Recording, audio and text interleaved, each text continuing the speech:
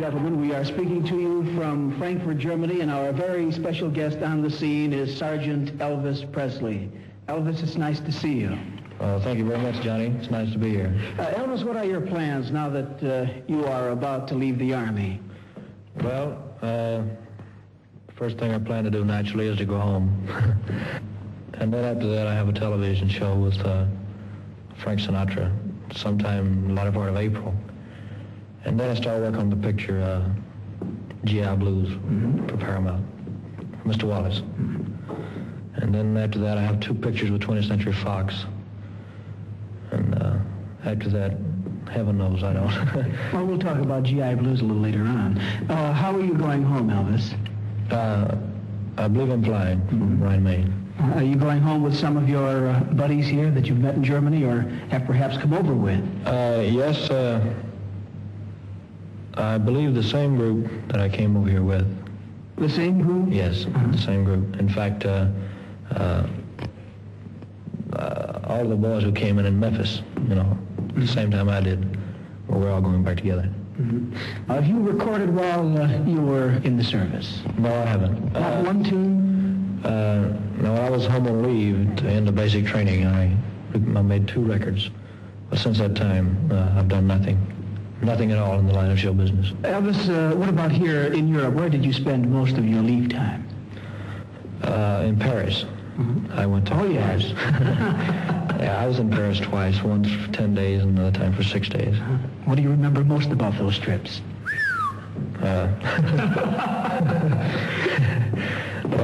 I'll tell you, it's a gay town. I mean, it's if you like, nightlife and everything, and I went over there to see some of the shows, and to get a touch of the old life, a little bit. Yeah. Elvis, how much time have you spent while in the service on maneuvers? I couldn't give you an exact number of days, but I would imagine about half the time that we were over here. While you were in the field, were you troubled at any time by reporters? No, not really. The Army PIO came out and took some training shots. But did you have any unfavorable encounters with any disguised reporters? Maybe yes, I don't know. If they were reporters, I didn't know it at the time. Yes. Elvis, do press conferences bother you at all? No, they don't bother you. It's pretty interesting. I get a big thrill out of a press conference because you have all these different people there with different questions, and they're popping them to you like a district attorney, And you're sitting there like you're on trial for something. They ask you, is it true that on the night of so-and-so you were in so-and-so? Is it true that this girl did that and you did this? And actually it makes me stutter, because I have to think on all the questions in order to give them a very sensible answer. I have to think, And when they're popping them to you so fast, well, I'm just saying, like that, Do they upset you? Oh, no. You get used to it after a while. Many American artists have entertained, Elvis, as you know, behind the Iron Curtain with the help of the exchange program.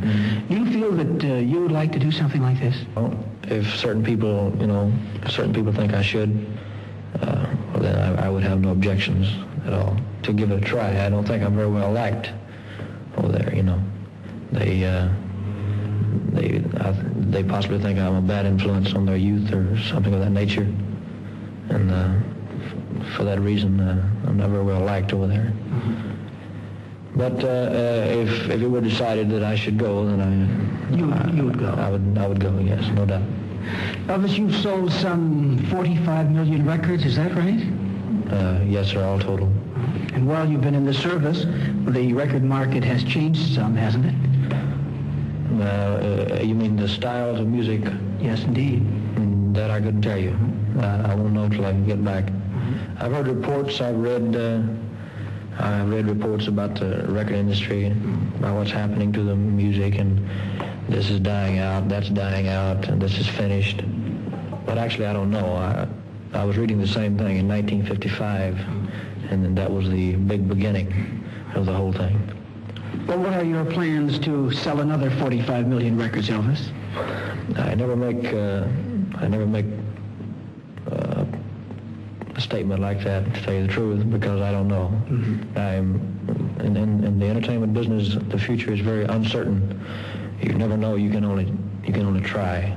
So I'm only going to say I'll try to continue to please the people enough that they keep liking me and keep interested.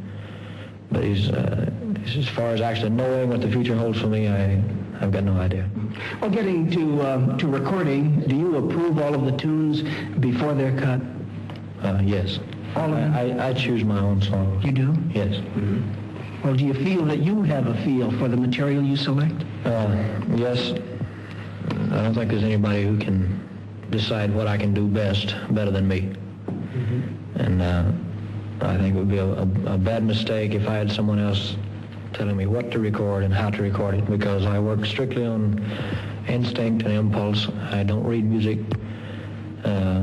My tastes might be a little different because I choose songs with the public in mind. I try to visualize it as though I'm buying the record myself. Would I like it, And I try to please the public, and I don't think anybody could choose them for me like I can. Well, are you doing anything to try to attract an older audience?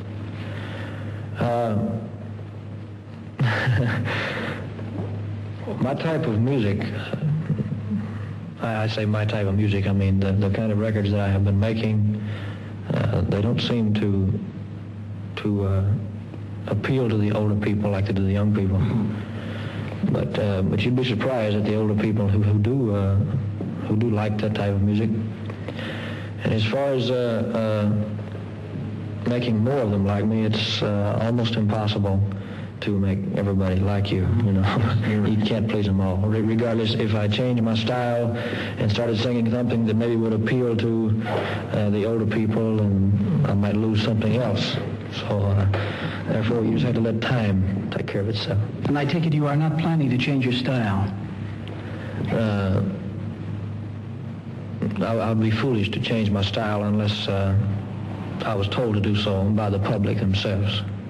In other words, if I just took it on my own and said, well, I'm going to change my style, I think I'd be making a bad mistake.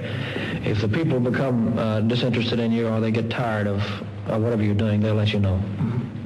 Earlier, Elvis, you mentioned the movie G.I. Blues that you'll be doing soon. When do you do the film?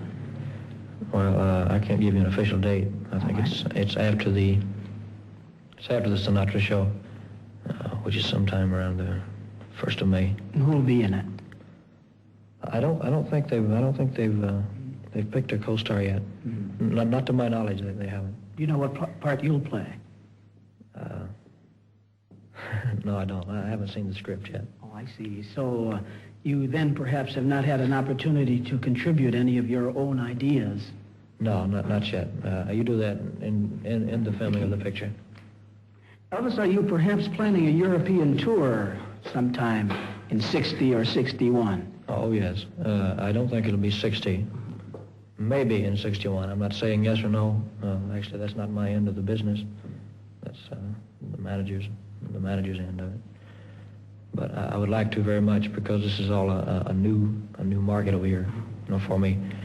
The people over here they've only read a few things, and they've heard a few records and everything. But you can never actually become established until the people can see you in person and physically, And I'd like to come over here and do a complete tour of Europe someday. Elvis Presley, do you feel that the Army did anything for you? Yes, I certainly do. In a lot of ways, it's been a good experience. I've made a lot of friends I never would have made otherwise. And,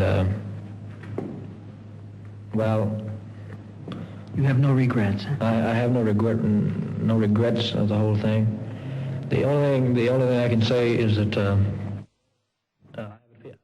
people to ask me what effects it would have on my career. That I can't say, again, because I don't know. The only thing that I can say is that I like it better this way than maybe if I had taken an easy way out, or so-called pull string, is what a lot of people say, you know, and had something staring me in the face the rest of my life that I always would regret, you know. You would rather be out in the field with the boys than perhaps entertaining in a service club somewhere. Oh, yeah, sure. I was in a funny position, actually. That's the only way it could be. People were expecting me to mess up, to goof up in one way or another. They thought I couldn't take it, and so forth, and I was determined to go to any limits to prove otherwise. Not only to the people who were wondering, but to myself. You turned out to be one of America's finest soldiers, Elvis Presley.